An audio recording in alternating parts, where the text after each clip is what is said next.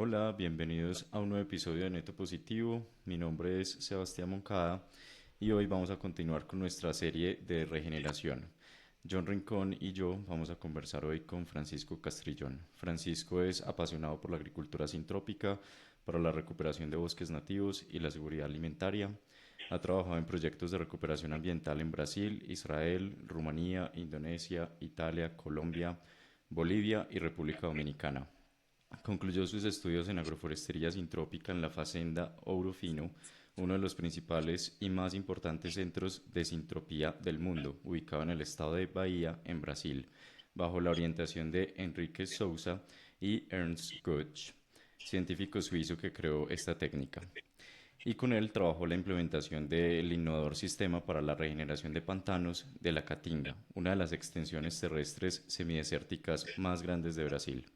Actualmente trabaja como profesor de agricultura sintrópica y asesor de procesos de recuperación ambiental en varios lugares de Colombia para entidades públicas como la Corporación Autónoma Regional del Valle del Cauca, CBC, Gobernación del Valle del Cauca, Ríos y Ciudades, CENICAña, Club Campestre de Cali, Federación Nacional de Cafeteros de Colombia, Instituto de Investigación Agropecuaria de Colombia, Agrosavia, fundaciones e instituciones educativas, reservas naturales y entidades privadas en Barichara, Santander, Cubarral, Meta, Ocaña, Norte de Santander, Antunia, Cauca, Villa de Leyva, Boyacá, Mariquita, Tolima, y en Brasil en los estados de Minas Gerais y Río de Janeiro, Samaipata, Bolivia y en Bonao, República Dominicana. De hecho, hoy nos acompaña desde República Dominicana. Francisco, bienvenido y estamos felices de tenerte acá y de aprender más de este tema. Buenas tardes, Sebastián. Buenas tardes, John. Qué gusto poder estar aquí con ustedes, compartir un poco esta tarde. Bueno, comencemos contándonos un poquito más de ti. Después de esta introducción, quisiera un poco que nos contaras dónde estás y cómo se relaciona eso con la agricultura sintrópica. Bueno, en este momento me encuentro en República Dominicana. Es una provincia, en la provincia de Monseñor Noel, es en el centro del país. La capital es Bonao, de esta provincia. Estoy en una fundación donde se realiza un trabajo social y estamos empezando un proceso de agricultura regenerativa, ¿no? Para protección de los bosques nativos y para producción de alimentos, seguridad alimentaria. Entonces, en este lugar llegan demasiadas personas de varios países del mundo, principalmente Estados Unidos y Haití, demasiada gente de Haití aquí. Entonces la idea es que las personas que pueden llegar hasta este lugar, eh, pues aprendan, ¿no? Aprendan a relacionarse con la naturaleza, con su entorno de una manera diferente, de que vean que hay alternativas, que hay formas diferentes de trabajar con el suelo y poder tener una vida digna, ¿no? Con eso, sin necesidad de explotar los recursos naturales, sino integrarnos de una forma pues correcta con las dinámicas de la vida, ¿no? Entonces estamos haciendo ese trabajo y aquí estoy en República Dominicana en este momento. Listo, genial. Y bueno, muchas gracias por darnos este espacio. Yo quisiera que comenzáramos hablando de un caso concreto, de un ejemplo específico, puede ser este de República Dominicana, puede ser otro, que nos vaya como ubicando un poco en la agricultura sintrópica. Listo. Bueno, hace un año hice mi primer viaje aquí a República Dominicana. Entonces empezamos, había un terreno, que es el que estamos trabajando hoy en día, un terreno en una montaña que había sido excavado y se había movido la tierra, se eliminó toda la primera capa, la capa fértil del suelo, ¿no? Para hacer una construcción. Entonces es un terreno muy pedregoso y ese terreno estuvo en esa condición por lo menos 5 años porque nunca se hizo esa construcción. Entonces cada vez que venía la época de lluvias, cada vez que llegaba la época de lluvias, que aquí es gigante, es demasiada la cantidad de agua que cae, se barría mucho el suelo, se hizo una erosión gigantesca y en las otras épocas del año, pues como el calor es tan fuerte, entonces el suelo básicamente murió, se quemaron los microorganismos, se dañó todo. Como era un espacio plano, pues estaban hace bastante tiempo, como que, bueno, ¿qué vamos a hacer aquí? Construcción, ya no. Entonces, cuando vine, pues tomamos la decisión, bueno, vamos a hacer una huerta aquí para que las personas que vienen a este lugar, pues tengan un lugar cómodo para caminar y para producir algunos vegetales, ¿no? Y ahí empezamos el trabajo. ¿no? Empezamos un trabajo, nos tocó traer una máquina para mover el suelo lo más profundo posible, sacar piedras, después venir con picos, palas y azadones y de todo, mover el suelo porque estaba en una condición durísima, ¿no? Muy, muy difícil de trabajar. Empezamos con eso y después materia orgánica, cubrir el suelo con unos colchones bien grandes de materia orgánica, de pasto, hojas, ramas picadas y todo eso. Y sembramos algunas plantas que son bien rústicas, o sea, plantas que tienen esa capacidad de adaptarse a ese tipo de terrenos, ¿no? Terrenos donde la cantidad de materia orgánica que en el suelo, ¿no? En la tierra es poquísima, nutrientes casi ninguno, acidez altísima. Y bueno, entonces empezamos con esas especies poco a poco para ir moviendo otra vez el suelo, recuperando los microorganismos y todo eso. Y bueno, para resumir la historia, hoy, después de un año, tenemos una huerta establecida que nos produce verduras casi con cero, casi, no, no 100%, pero yo creo que de un 100 el 10% de insumos externos, ¿no? De abonos, pues, para producción de alimentos y estamos con una producción de verduras muy bonita ahora. Hemos sacado tomate, pimentón, cebolla, lechuga, acelgas, rábanos, coliflor, brócoli, y junto con todo eso, plátanos, banano, los árboles frutales que sembramos con todo eso también van súper bien, las especies productoras de biomasa también súper bien. A cada ciclo, ya vamos por el cuarto ciclo de producción de verduras.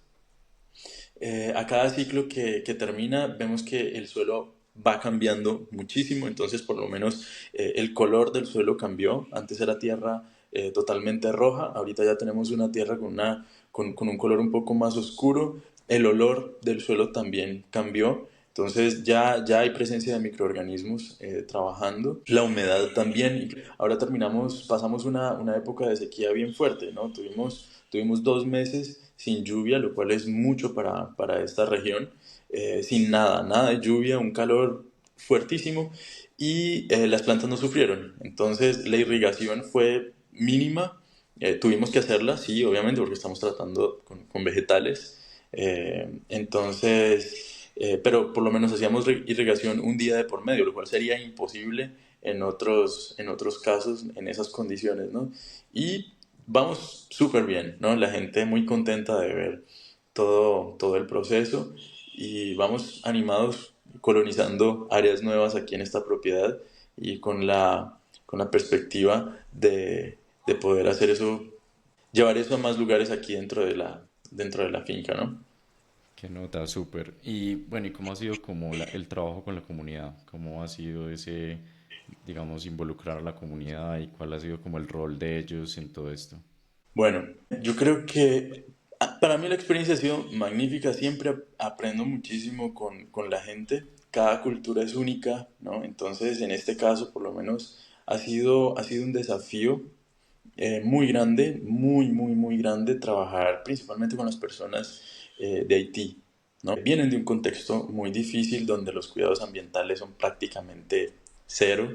La gente de aquí, de la isla, también tienen pues no es que sean muy allegados con esa cuestión de cuidar el medio ambiente, de esas cosas, entonces se bota demasiada basura al suelo y para ellos todo esto, hasta para los que están interesados en este tema, todo es nuevo, ¿no? Entonces, y muchas veces es una locura, ¿no? Entonces siempre me preguntan, ¿no? ¿Pero usted para qué siembra monte? ¿Para qué siembra montes si eso no sirve, eso no se come? Pero al mismo tiempo ha sido muy interesante ver el cambio de actitud en la gente cuando empiezan a ver resultados, cuando empiezan a ver que eso funciona, cuando ven el tamaño de los vegetales, cuando ven que la cantidad de insumos empieza a disminuir, a disminuir y a disminuir y que cada vez estamos dependiendo más de los procesos naturales allí.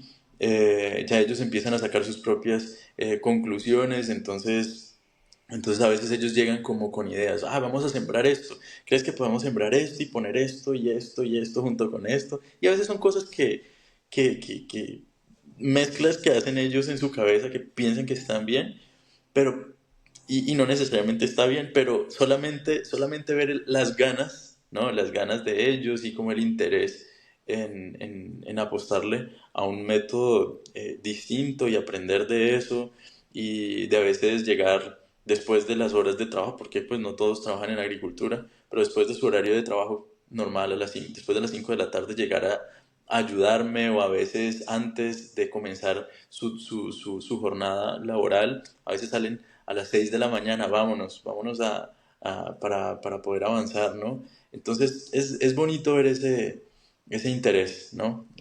Y esas ganas de aprender y de ver eso establecerse rápido aquí, ¿no? Genial. Bueno, yo quiero saber, John, qué está pensando. John se definió en el último episodio como un neocampesino, que tampoco sé muy bien qué quiere decir neocampesino, pero ¿qué estás pensando, John, con esta experiencia que nos está contando Francisco? Bueno, yo nací en la ciudad. Tengo raíces campesinas, digámoslo así, porque mis padres, pues por lo menos mi mamá y mis abuelos fueron del campo y vivieron en finca. Sin embargo, yo crecí en la selva de cemento, digámoslo así. Entonces, mi experiencia hace 5 años que decidí vivir en el campo fue así completamente desde la ignorancia y llegar pues como a, con los pocos conocimientos que tenía y la curiosidad que tenía, pues iniciar en mi proceso como un campesino ignorante y de pronto equivocándome un montón de cosas. Entonces, ahí va mi pregunta para Francisco, como una persona que no, pues como yo, que no tengo muchos conocimientos o me faltan un montón de conocimientos en cuanto a la agricultura. ¿Cómo podemos definir qué es la agricultura sintrópica y cómo esto puede diferenciarse de algunas otras prácticas que sean sostenibles, digámoslo así, como la agroecología o la agricultura orgánica como tal? Buenísimo. Antes de contestar esa pregunta, quisiera decirte que a veces es una ventaja venir de un contexto totalmente ajeno al campo, ¿no? A los trabajos del campo, ¿no? Porque eso te permite acercarte a la agricultura o al campo, ¿no? En general, de una forma un poco diferente, ¿no? Entonces, generalmente la gente que los campesinos, la gente el agricultor, ¿no?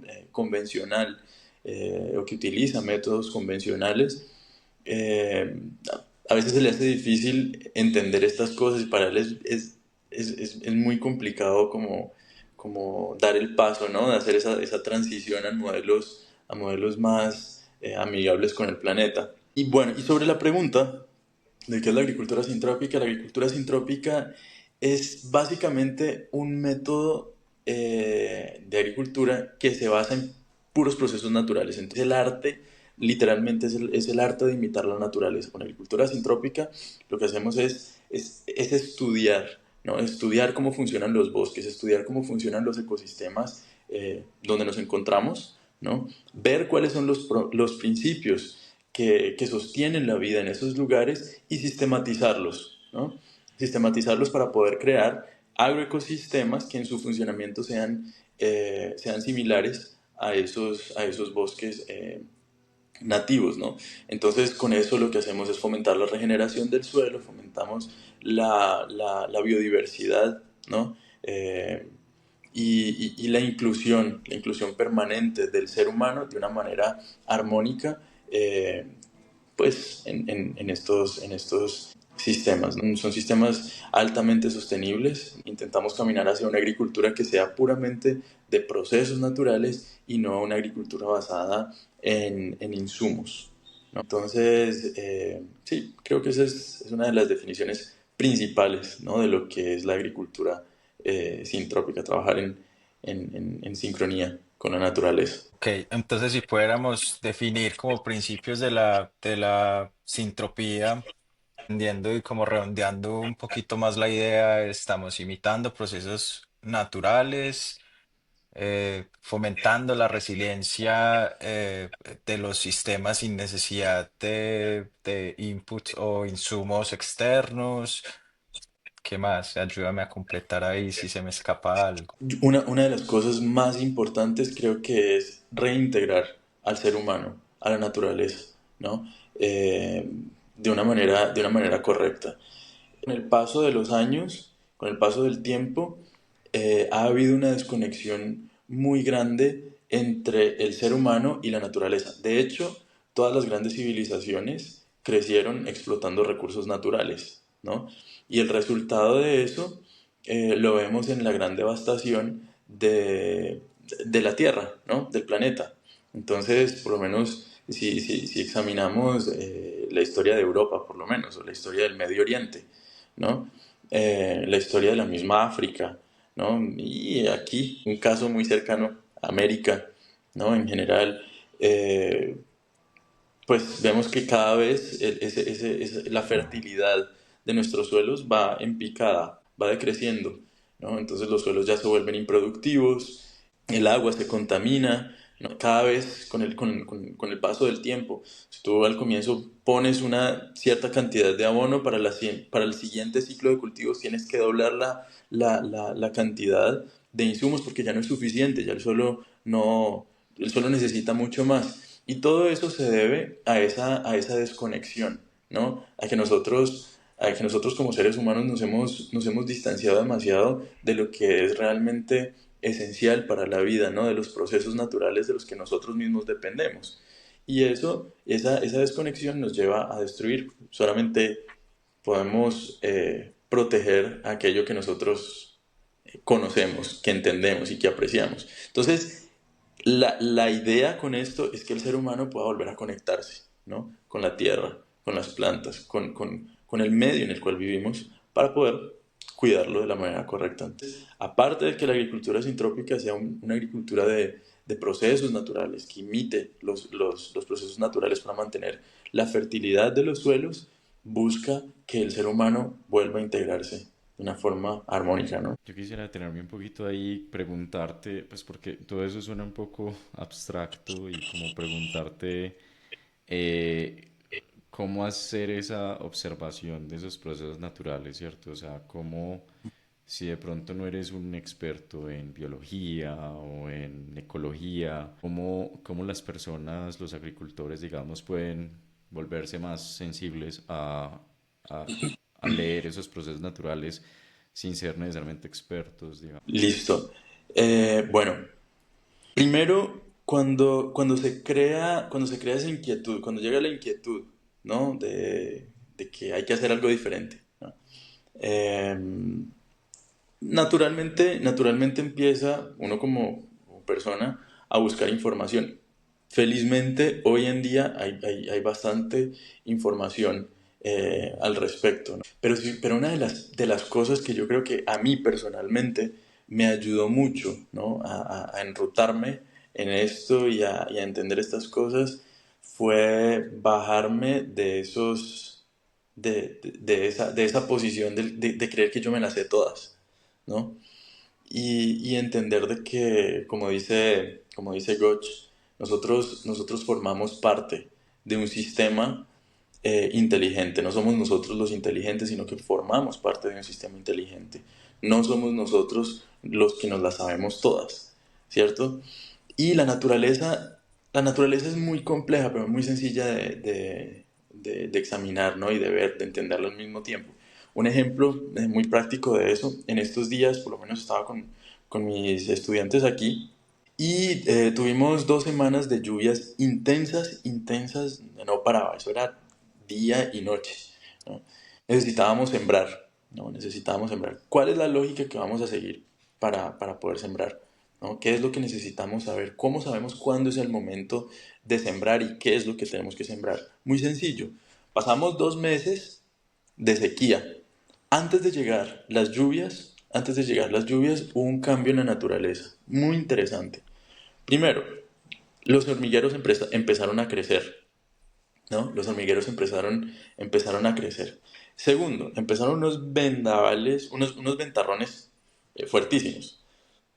Entonces, esos ventarrones tumbaron árboles, ¿cierto? Tumbaron muchos árboles, tumbaron ramas, cayeron hojas, se cubrió el suelo con una capa muy gruesa de materia orgánica, ¿no? ¿Por qué? ¿Por qué todo eso? Se necesita proteger el suelo del impacto de la lluvia que viene. Junto con todo eso, hubo una dispersión muy grande de semillas, ¿cierto? Una dispersión muy grande de semillas que fueron cubiertas con las últimas hojas que cayeron, ¿no? Al suelo. Y después vino la lluvia. La lluvia vino de una manera muy lenta al comienzo. Los primeros aguaceros fueron leves, constantes, mojaron el suelo poco a poco, pero no vino esa lluvia torrencial de una hora para otra. Después de que el suelo estuvo húmedo, las semillas estuvieron humedecidas todas y ya cayó todo lo que tenía que caerse, ¿no? De ramas, de hojas, de todo. Ahora sí empezaron a caer los aguaceros fuertes. Fueron aguaceros fuertes, 2 semanas de mucha lluvia, mucha lluvia. Pero ahora que pasó esa temporada de lluvias tan fuertes, vemos que en el bosque o en los lugares a donde se cayeron árboles, en los lugares a donde hubo demasiada materia orgánica depositada y semillas y todo eso, ya podemos ver semillas germinadas, ¿no? Podemos ver una población gigante, o sea, muy grande. Lo que pasa es que a veces, cuando uno no tiene el ojo entrenado para eso, no, uno pasa y parece que no percibe esas cosas. Pero una cantidad de árboles, de semillas, árboles bebés, ¿no? En todo lado, esperando, desarrollándose poco a poco y esperando para que la misma sucesión vegetal ahora haga esa selección que tiene que ser hecha para que siga creciendo y se establezcan los que tienen las posibilidades, los que se encontró, donde se encontró esa semilla perfecta con un pedazo de suelo perfecto, se unieron y es ahí por donde continúa, ¿no? El crecimiento de todo, pues del bosque, ¿no? La renovación del bosque. Entonces, los procesos naturales, ellos son muy sencillos, ¿no? Podas, un ejemplo, ¿no? ¿Cómo saber cuándo es la época de podar? ¿No? Hay una época, principalmente en Colombia, se ve muy claro eso. Hay una época donde las hormigas arrieras, ellas se desatan, pero de una manera impresionante a cortar árboles, y no solamente los que nosotros sembramos, sino los del bosque, ¿no? ¿Por qué? ¿No? ¿Qué pasa después? ¿O qué es lo que viene después de esas explosiones, ¿no? De hormigas? Realmente vienen las épocas de fructificación, ¿no? O de ramas, de producción de ramas nuevas. Entonces, para todo siempre hay un porqué. Y si nosotros estamos atentos a esos detalles de la naturaleza, entonces vamos a saber cuándo son los momentos correctos de poder trabajar en el campo también, ¿no? De hacer los manejos a nuestros cultivos y así sucesivamente. ¿Cuándo es el momento de poder arar el suelo? Y cuando digo arar me refiero a trabajarlo no a voltear las capas del suelo y todo eso, sino a labrar la tierra. ¿Cuándo es el momento para hacerlo? Otra cosa que me parece importantísimo mencionar es que la naturaleza nunca deja el suelo descubierto. Si tú vas y cortas, limpias un terreno, inmediatamente crecen plantas, ¿no? Las mal llamadas malezas. ¿Por qué? ¿Por qué todo eso? Que simplemente la tierra no fue hecha para estar descubierta. Ujú. Entonces es una bobada, y disculpa la palabra, pelear contra las malezas, ¿no? Pelear contra todas esas hierbas espontáneas, porque siempre van a estar ahí cumpliendo su función. El papel de ellas es ese. Y mi función ahora es cooperar con esos mecanismos. El suelo tiene que estar cubierto, listo, vamos a cubrir el suelo. Tenemos que sembrar, justamente ahorita va a llegar la temporada de las lluvias, listo, vamos a sembrar, preparemos el suelo y sembremos, ¿no? Ujú. Y así sucesivamente. Genial, me encanta. Hay muchos elementos de lo que dices que me gustan. Pues digamos que hay un tema y es observación y realmente suena simple, ¿cierto? O sea, no suena como nada complejo, no suena como hay que hacer un PhD pues para entender qué pasa en el suelo no, es más que todo estar atentos a lo que está sucediendo pues en el Sí, entorno. Eso me gusta mucho. sí, Cooperar también me parece bastante interesante porque sí, yo creo que un poco dejar fluir, ¿cierto? O sea, como fluir con esos ciclos naturales sí, me llama mucho la atención, me parece muy bacano. sí. En tu, En tu opinión, digamos, los agricultores más convencionales, si hacemos un símil de esto con lo que hace la agricultura más convencional, ¿qué diferencias encuentras, digamos? Las diferencias entre la agricultura sintrópica y los métodos de producción convencionales. Bueno, un montón. La agricultura convencional, primero, es una agricultura que ya, o sea, si tú piensas en agricultura, yo te digo, vamos a sembrar un terreno. ¿Qué necesitas? ¿Qué necesitas para eso? Lo primero que la gente va a decirme, necesitamos abono, ¿cierto? Necesitamos semillas, obviamente, necesitamos arar y necesitamos agua para irrigar, ¿cierto? Entonces, cuando lo vemos desde el punto de la agroforestería sintrópica, nosotros lo primero que revisamos antes de hacer un cultivo es, ¿será que esta tierra da para eso? ¿Qué es lo que necesita este suelo? La sintropía entiende la tierra, entiende el suelo como un organismo vivo que tiene necesidades, ¿sí? Antes de querer explotarlo, ¿no? Entonces, yo diría que eso es una de las grandes diferencias, ¿no? Trabajar con procesos naturales, no con una agricultura de insumos. Ver también al suelo, o mejor dicho, enfocarse demasiado en la recuperación de los microorganismos, ¿no?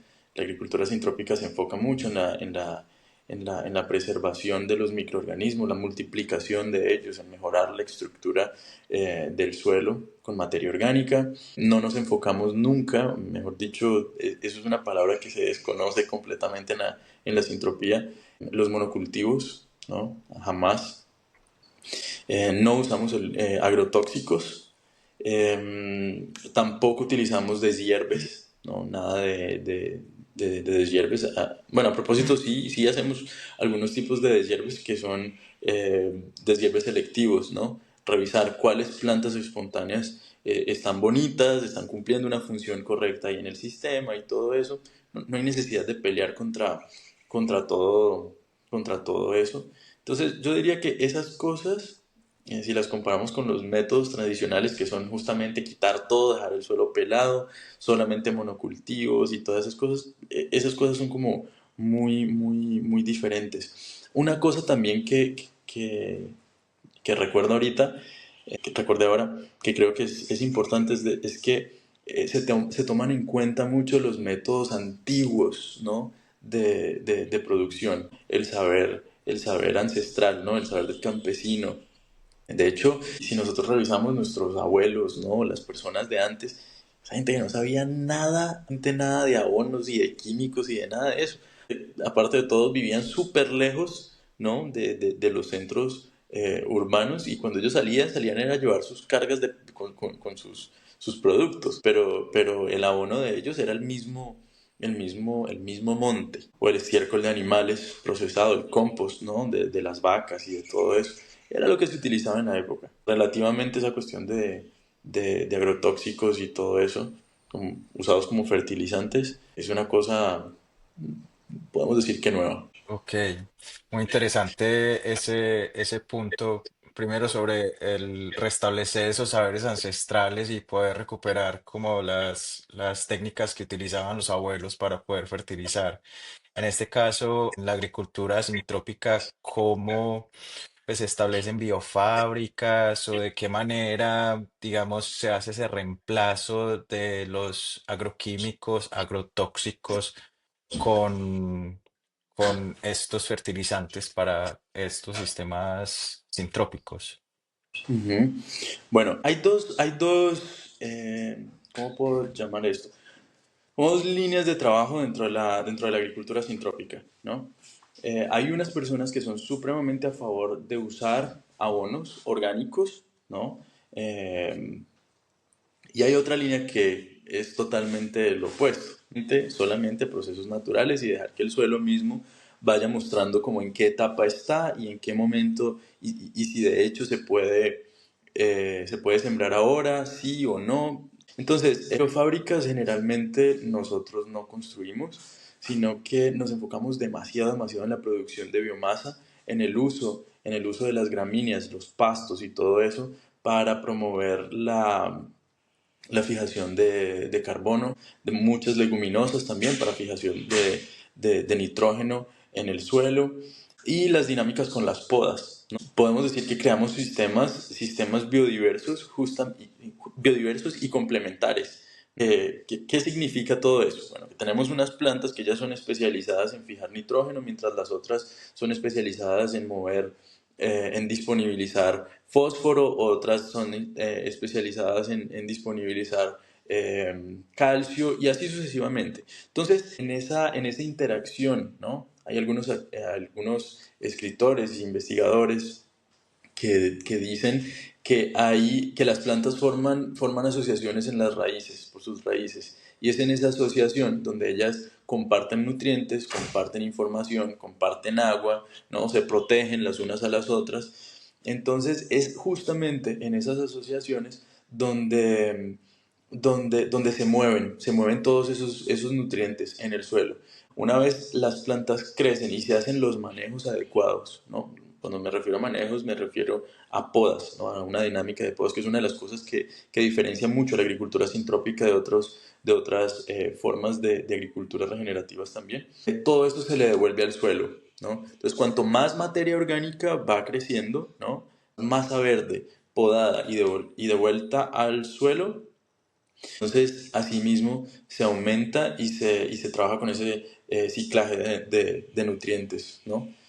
Manteniendo siempre ese sistema vivo, fresco y forneciéndole la cantidad de, de nutrientes que necesita para cada una de las etapas de vida en la que él se encuentra. Súper, es muy poderoso eso. Yo recuerdo cuando estaba aprendiendo un poco de agroecología, hay un concepto que es la alelopatía, es esa, justo lo que mencionabas, esa asociación de plantas que entre ellas se ayudan, ¿cierto?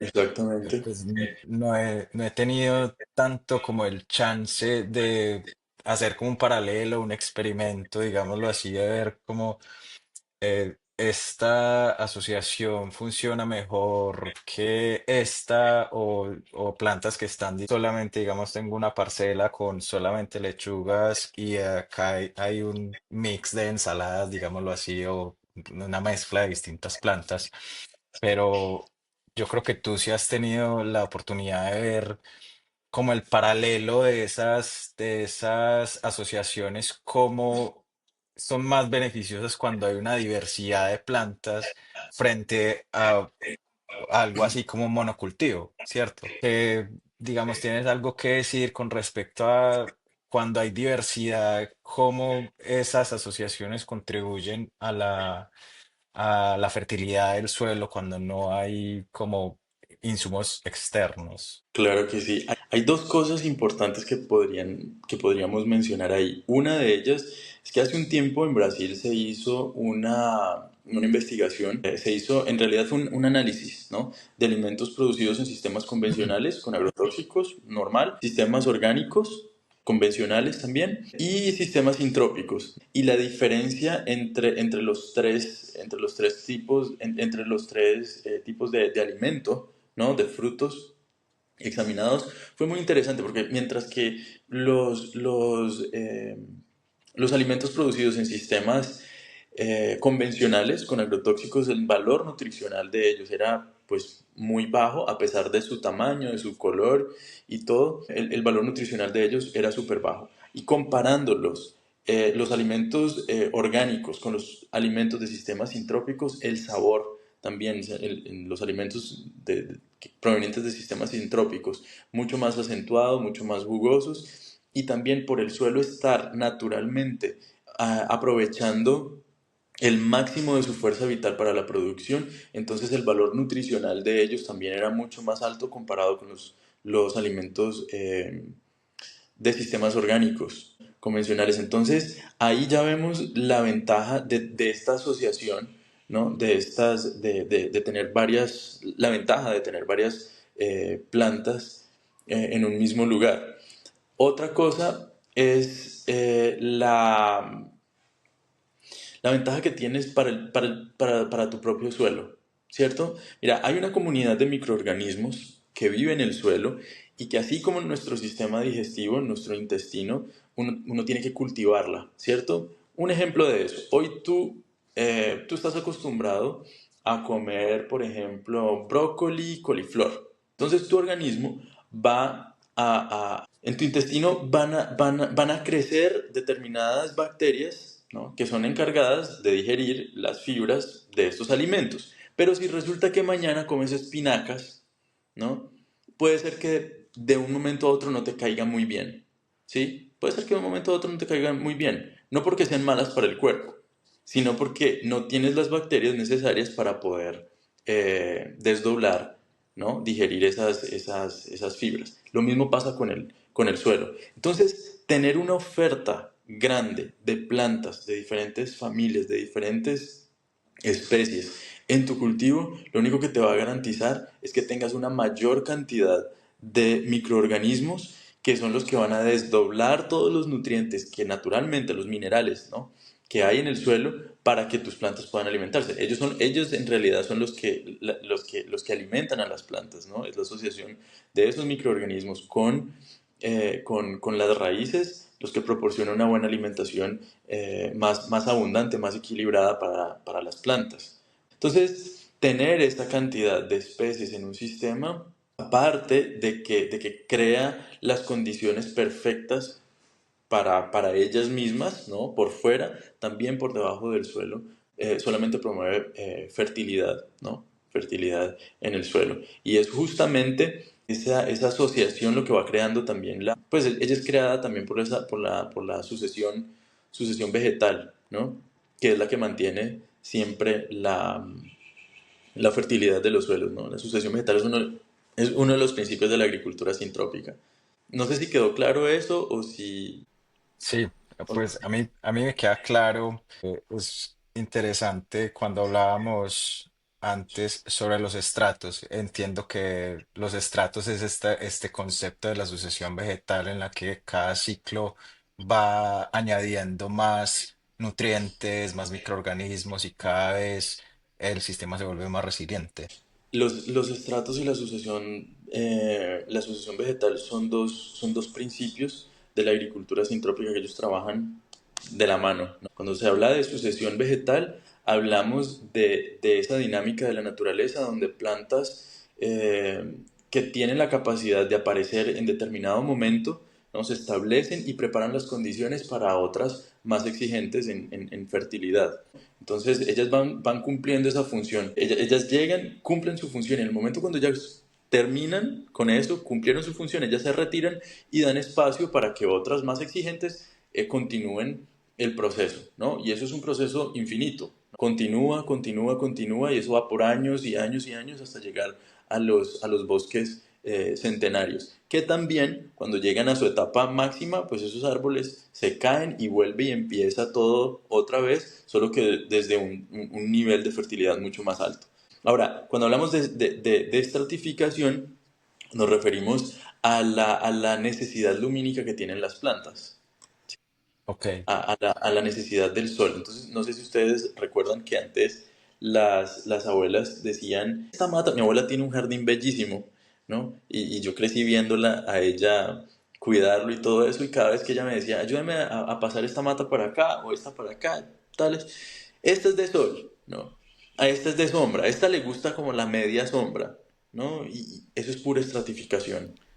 ¿Sí? Es pura estratificación, es la necesidad que las plantas tienen de luz solar y no está relacionado necesariamente al tamaño, sino a la necesidad de luz que ellas tienen. Y eso es supremamente importante entenderlo porque cuando una planta que tiene un determinado estrato es sembrada en monocultivos, ¿no? Como nosotros lo vemos normalmente, la sometemos a un estrés innecesario, ¿no?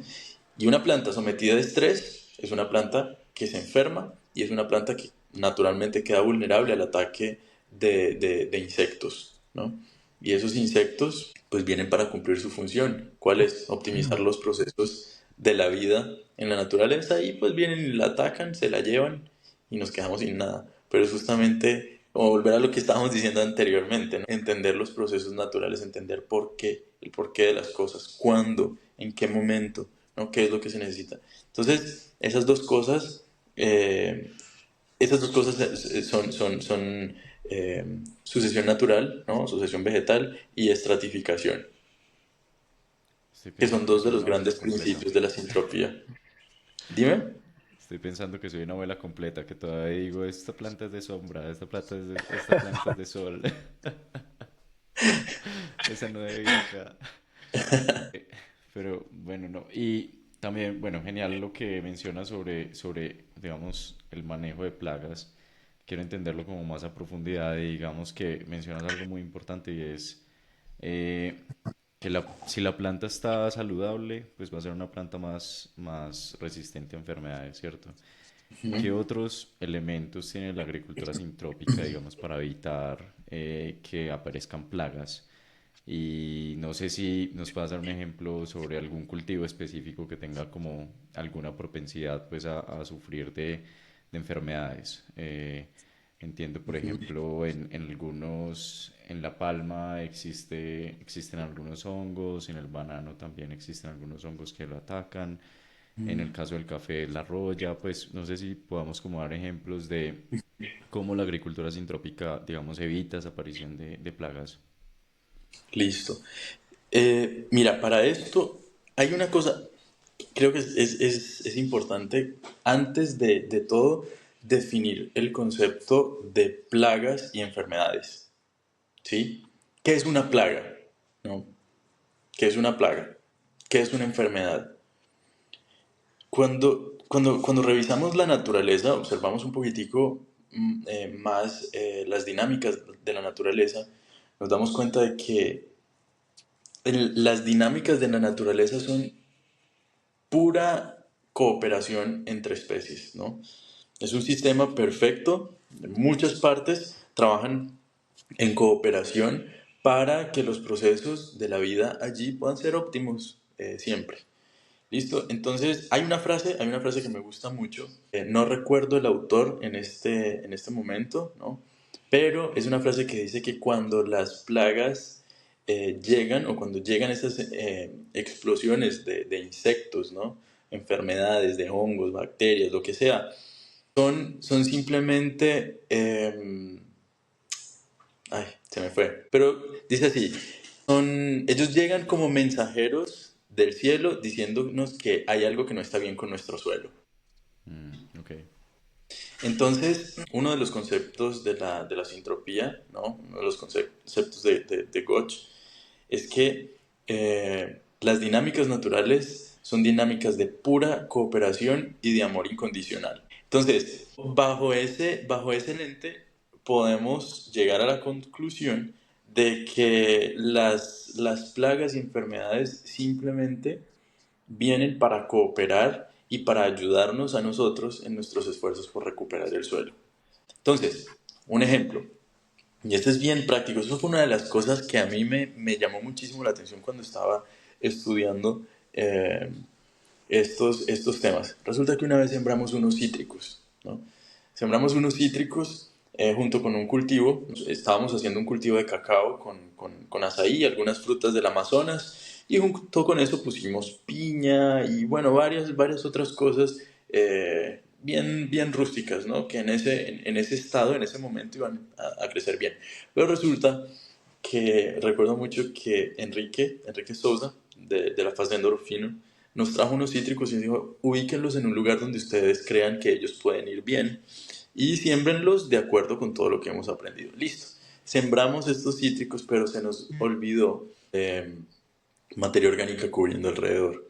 Entonces, eso se quedó así. Uno con esa, pues no tenía en ese momento como la sensibilidad necesaria para decir, necesito poner la cobertura, necesito acompañar esto con otras especies. Eso se pasó y a los días empezamos a ver que las hormigas empezaron a llegar, y ellas no llegaron de una comiéndose los cítricos. Ellas llegaron y dieron unos mordiscos en algunas hojas, ¿no? Cortaron la punta de algunas hojas.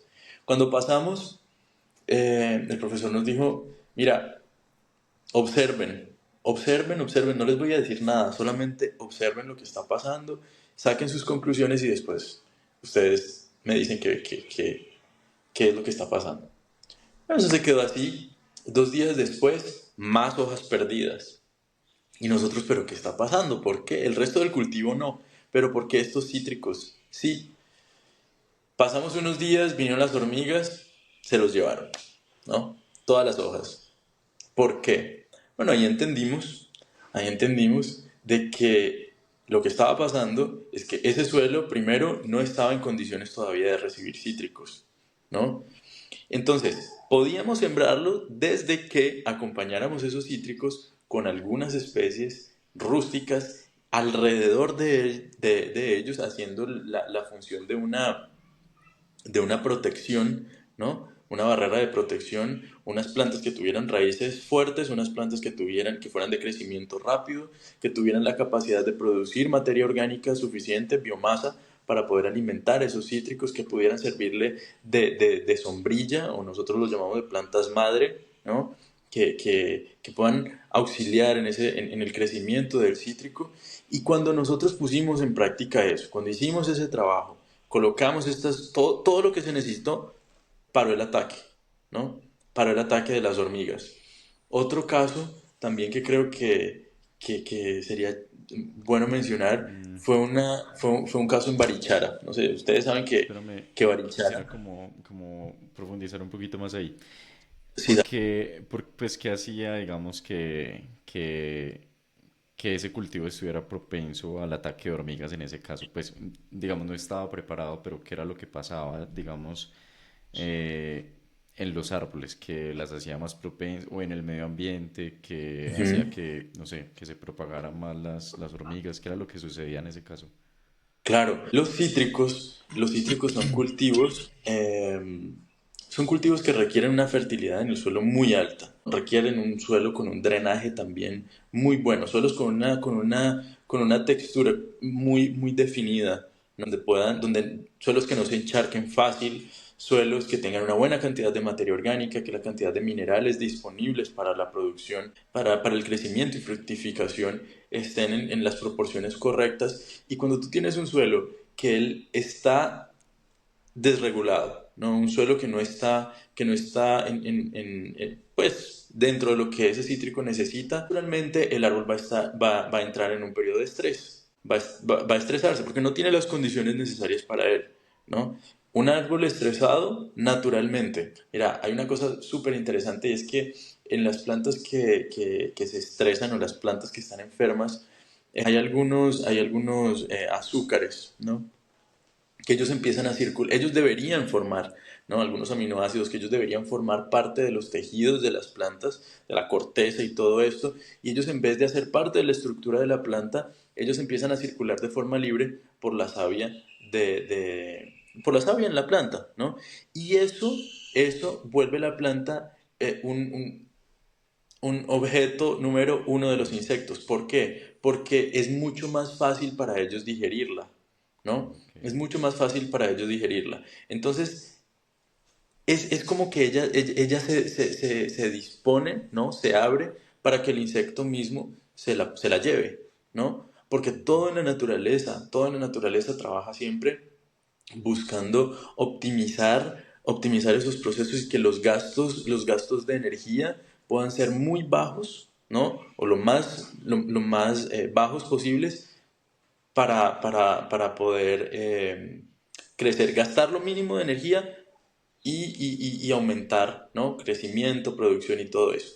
Si el gasto energético de la naturaleza está siendo demasiado alto, ¿no? Le está costando demasiado a ella para poder mantener ese árbol en pie, entonces naturalmente hay algún mecanismo que tiene que entrar en acción y son estos fiscales de la naturaleza, las hormigas en este momento, para llevarse esa planta, Ujú.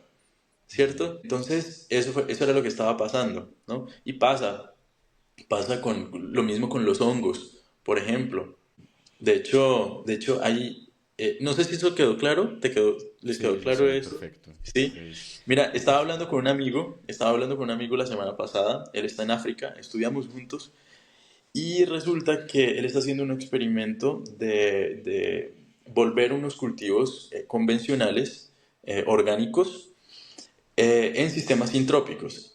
Pero resulta que en la región, es en Tanzania, los aguacates estaban con un hongo, unos hongos que le hacen, ponen las hojas como tristes, ¿no? Como acartonadas, las hojas se arrugan, el árbol sigue verde, pero las hojas no se pueden extender de la manera correcta, no hay brotación nueva en muchos casos, bueno, en fin.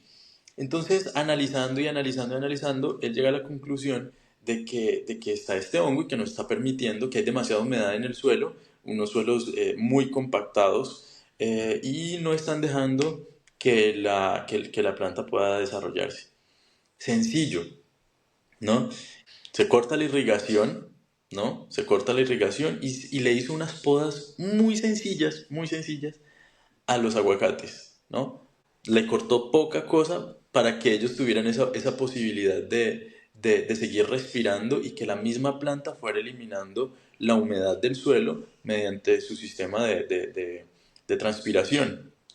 Al cabo de un mes, el resultado en esos árboles, estábamos analizando justamente las fotos, ¿no? El antes y el después, la evolución del suelo, se le cerró el sistema de irrigación y todo eso, y aún con las lluvias, y sin contar pues toda la diversificación en el área, ¿no? Con otras especies, el ataque de los hongos sin usar fungicidas, paró.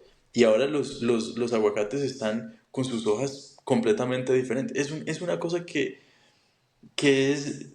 nos quedamos asombrados de ver todo eso. Mira, la naturaleza es tan agradecida que ella solamente está esperando como que nosotros entendamos qué es lo que ella está intentando hacer, ¿no? Y que ayudemos un poquitico en eso para ella despegar. Qué bien, súper. Entonces es maravilloso. Otro ejemplo corto, en Barichara también empezamos un trabajo de recuperación en el bioparque de la ciudad, del pueblo, perdón, y esa tierra es conocida pues por la tierra de las hormigas, ¿no? Utilizan esas hormigas, se las comen, hay demasiada hormiga. Entonces cualquier cosa que uno siembre por allá no dura nada porque las hormigas vienen y acaban con todo. Hicimos este cultivo, llenamos eso de plantas rústicas, ¿no? Esas plantas que tienen la capacidad de establecerse en esos primeros momentos. Y fue muy curioso porque las hormigas, en vez de venir a atacar, vinieron y hicieron el nido allí donde estábamos sembrando. Y traían hojas de árboles que estaban fuera del sistema, y las concentraban en su nido allí en el cultivo nuestro. Entonces, claro, estábamos con plantas que estaban era solamente aportando para la regeneración del suelo, para que el suelo se aireara, para que hubiera mayor cantidad de materia orgánica. Entonces cuando vemos los insectos, vemos las hormigas, los escarabajos, vemos los hongos, las bacterias, desde esta perspectiva, queda mucho más fácil trabajar. Entonces ya se pierde por completo el concepto de plagas y de enfermedades. Obviamente hay momentos y hay suelos que están tan desequilibrados y hay casos en los que la tierra ha llegado a un nivel de degradación tan grande que sí hay necesidad de utilizar algunas cosas pues para poder despegar al inicio, ¿no? Del sistema. Entonces utilizamos algunas plantas que pueden servir en esos casos, pero en la mayoría de las veces, 90% del tiempo, yo diría que solamente es entender el funcionamiento de la Tierra es lo suficiente. Súper. A mí me parece muy interesante eso que acabas de decir, desescalar un poco como esos habitantes o lo que llamamos plagas, más como indicadores de ese desequilibrio que puede haber, digamos, en el sistema. Y como lo mencionabas específicamente con el cultivo de los cítricos, cuando las condiciones de los cítricos o, por ejemplo, el aguacate también, pues están equilibradas, entonces hay menor incidencia de estos habitantes para que el cultivo, pues, como funcione. Así es, así es. En San Vicente, allí en Antioquia, ¿no? Cerca de Medellín. Cuando la primera vez que fui a Colombia, hace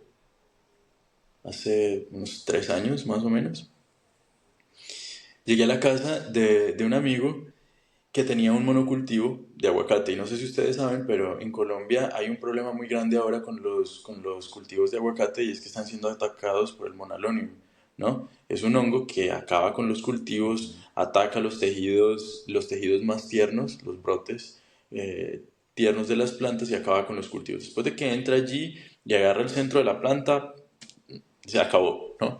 Entonces, él estaba con ese problema, tenía varias hectáreas sembradas y nos fuimos una tarde a mirar qué podemos hacer. Entonces sacamos un surco experimental, ¿no? Vamos a hacerle podas a a este surco, eliminamos los brotes enfermos, ¿no? Las partes enfermas de los árboles que pudimos rescatar y el resto hicimos una diversificación, sembramos eucalipto, ¿no? Que es tan odiado, ¿no? En todo lado, ¿no? Y que se tiene como súper demonizado. Y sembramos eucalipto, conseguimos otros árboles nativos y otras especies y llenamos eso de muchas cosas. Hicimos un arreglo agroforestal y sembramos al lado de los aguacates, alrededor y en todo el surco. Y es súper interesante porque 2 meses después, en ese surco que que hicimos este trabajo que sembramos, se desapareció, ¿no? Se desapareció el problema. Todos los árboles de aguacate en ese surco con brotación nueva, con una apariencia, un aspecto totalmente diferente. En realidad la cosa es muy sencilla. Una cosa que creo que fue un problema gigante es que nosotros tomamos el modelo agrícola de los Estados Unidos y de Europa, ese modelo que nos vendieron los colonizadores en su momento, es que es de esta forma, tanto por tanto, y es esto, échele soya a todo, póngale caña a todo, ponga no sé qué, tumbe todo, queme todo, y tiene que verse cuadradito, perfecto, tiene que ver si es caña es solo caña, si es arroz es solo arroz, es maíz es solo maíz, y entonces, tanto que la agronomía hoy en día, cuando se programa un cultivo, ¿no? Nosotros vemos es tanto de ancho por tanto de largo, cuántas plantas me caben allí, cuánto de abono, listo, se acabó. Pero resulta que nuestros ecosistemas funcionan de una forma totalmente distinta. Nuestra diversidad es absurda, es una cosa gigantesca. Entonces, querer encajar, ¿no? O encajar estos modelos de producción de otro continente, de otro contexto totalmente diferente a los nuestros, ¿no? A nuestros ecosistemas tropicales. Pues eso es una cosa que no va a funcionar nunca. Y claro, lo tenemos en estos ejemplos de los cuales hemos estado hablando. Monocultivos atacados todo el tiempo la naturaleza, atacando supuestamente, pero en realidad es un grito desesperado de ella diciendo, esto no funciona aquí, Esto no es así, necesito algo diferente. es real. Bueno, yo quisiera preguntar ya como para ir un poco más como a la práctica. Tengo un cultivo. ¿Cómo empiezo? Sería como el paso a paso para poder hacer una transición de, digamos, una pequeña huerta de naranjas o de aguacates, un terreno tradicional, a volverlo en un espacio sintrópico, en generar un arreglo que sea enfocado en la agricultura sintrópica? Bueno, los cultivos que han sido planeados como monocultivos, ¿no? Desde su inicio, y donde ya las plantas están grandes, a veces es complicado devolverse y hacerlos sintrópicos, ¿no? Pues porque las distancias ya fueron definidas, ya los cultivos crecieron, ya, pero sí hay posibilidad de hacer algunas cosas para mejorar las condiciones de ellos. Entonces, por ejemplo, un cultivo de cítricos, ¿no? Un cultivo de cítricos. La gente normalmente corta todo alrededor, hacen los famosos plateos, ¿no? Que es quitarle todo lo que hay alrededor para desahogar al árbol, que en realidad es un problema gigante, porque lo que necesitamos es estratificar lo máximo posible el cultivo. Entonces, por ejemplo, cultivo de cítricos, qué sabes tú de tu cultivo de cítrico? ¿Vale? ¿De dónde vino el cítrico? ¿No? ¿Cuál es su zona de origen? ¿No? Entonces el cítrico, por ejemplo, es originario de por allá de los bosques del sur de Asia. ¿Cuáles son las características del suelo allá? ¿no? ¿Cuáles son las plantas que acompañan normalmente a los cítricos allá? O al banano, ¿no? ¿De dónde viene el banano? De lo que sea. Entonces, el cítrico necesita un suelo con un buen drenaje, buena materia orgánica, que no sean, que mantengan la humedad de esos suelos, pero que no se encharquen. Y resulta que el cítrico, aparte de todo eso, es una especie de un estrato medio, ¿no? Una planta de media sombra, ¿no? Pero el cítrico que tenemos es injertado, ¿no? Por ejemplo, listo, entonces la necesidad de luz va a ser un poquitico más alta que en su zona de origen, ¿no? Entonces eso nos dice que puedo utilizar algunas especies, algunos árboles, pueden ser árboles maderables en algunos puntos del sistema, del cultivo, para que hagan esa función de techo, ¿no? De una manera muy controlada en algunas partes, en algunos periodos del día cuando el sol es demasiado caliente. Y por debajo del cítrico, ¿qué podemos poner? Bueno, entonces podemos poner mezclas de gramíneas, ¿no? Entonces podemos sembrar pastos, podemos sembrar especies que no necesiten de tanta luz. Entonces ahí está, por ejemplo, la cúrcuma, está el jengibre, plantas que no necesitan mucha luz solar directa, y así sucesivamente. Sí es necesario tener una cierta, ¿cómo puedo decir? Como buscar un poco de información y buscar ayuda, ¿no? Buscar ayuda de gente, de personas que sepan. Felizmente hoy en día hay mucha gente que está buscando, ¿no? Y que tienen buena información, ¿no? Y que pueden auxiliar a las personas que están haciendo como ese proceso de transición, la famosa reconversión agroecológica.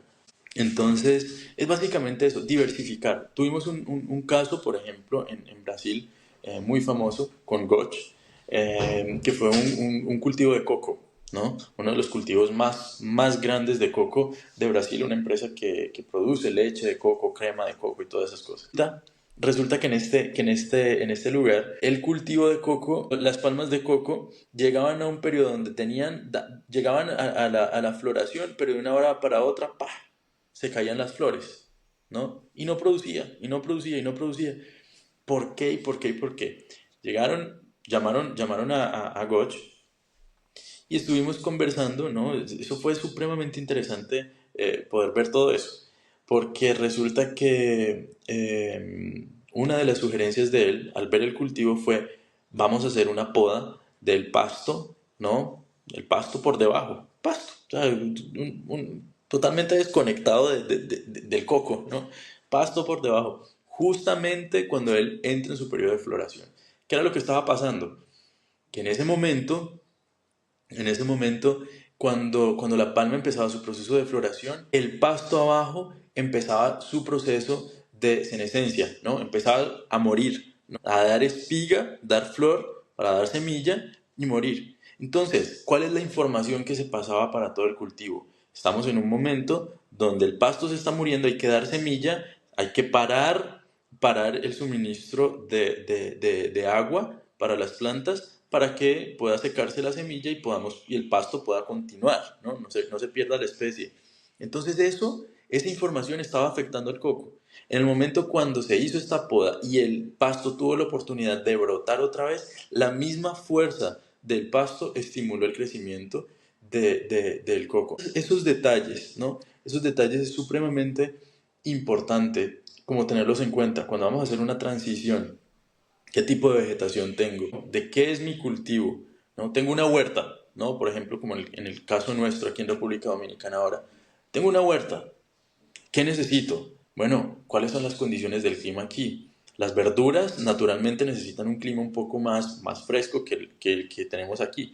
Entonces, naturalmente necesitamos unas barreras, quiebra-viento, necesitamos algunos árboles que podamos controlar con podas y que traigan frescura al ambiente, que puedan hacer sombra a mediodía cuando el sol está tan caliente. Entonces optamos por algunos árboles, aquí, algunos árboles, algunas acacias, optamos por el banano y el plátano que sean súper bien aquí. Entonces formamos unas líneas, unas hileras, surcos entre las eras, entre algunas eras, cada 4 o 5 eras, un surco con estas especies, y eso ha traído una condición completamente diferente al cultivo y ha permitido que tengamos vegetales aún en la época de verano.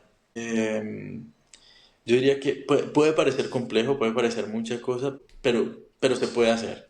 Hay ayuda, hay información para todas esas cosas. No hay una receta, ¿sí? No hay una receta para todas esas cosas. Hay principios que se deben seguir. La naturaleza se rige por esos principios. Entonces tenemos estratificación, tenemos la sucesión vegetal que estábamos hablando de ahora, ¿no? La cobertura del suelo, diversificación de los cultivos, la densidad de cultivo, ¿no? La densidad de siembra también, que es muy importante. Esos principios son los que lo ayudan a uno a tomar las decisiones correctas en el momento de empezar, ¿no? Eh, Genial.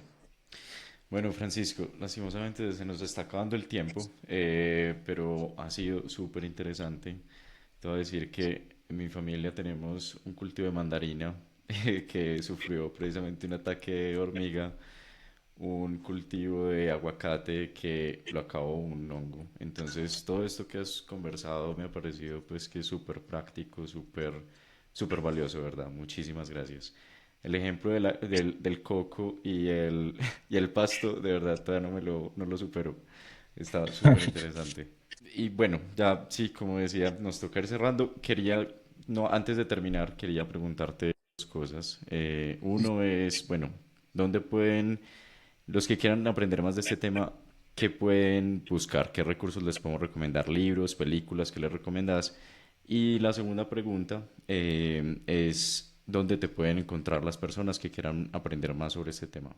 vale. Y hay mucho material, casi todo el material que hay sobre agricultura sintrópica, ¿no? Agroforestería sintrópica está en portugués, pero hay una biblioteca de agroecología y de agroforestería, que creo que hicieron una traducción en español, creo, porque no tengo 100% de seguridad, pero creo que hay un trabajo donde se hizo traducción de gran parte de esos materiales, ¿no?